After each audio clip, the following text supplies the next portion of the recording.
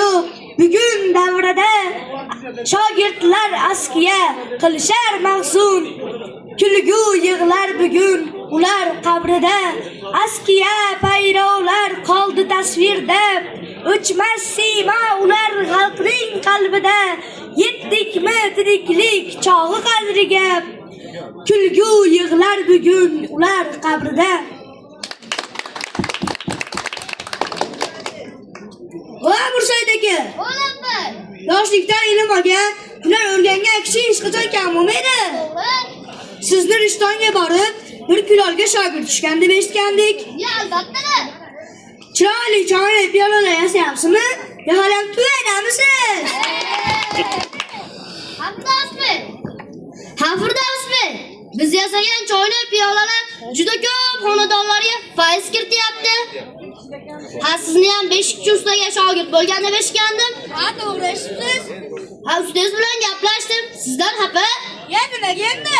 Shogird bo'lib kelganiga 1 yil bo'ldi. Beshik yasash yo'qda tursin, hali ham sumaydan chiqqan yo'q deyapti.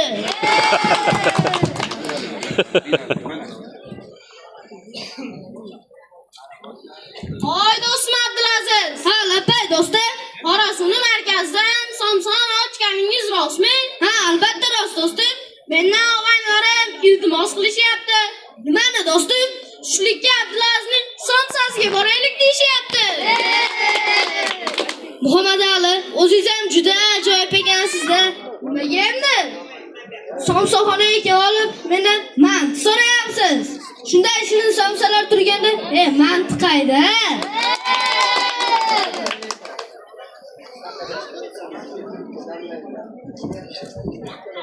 O Muhammad Ali aka. Lapay Abdulloh aka.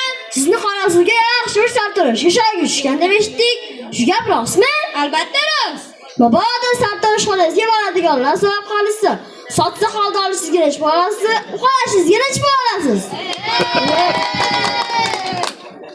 Abdulloh ukam, sartarosh xonamizda narxlar belgilab qo'yilgan. Soch soqol olish 50 ming so'm. Uxlab orqangizda bir urib qo'yishim tekin ukam.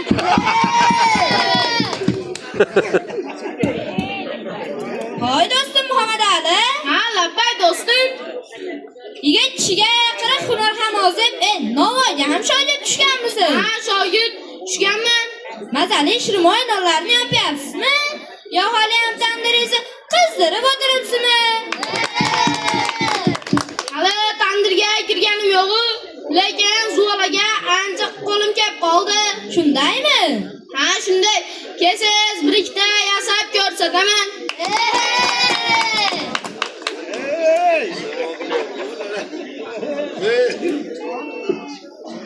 Hoy do'stim Firdavs.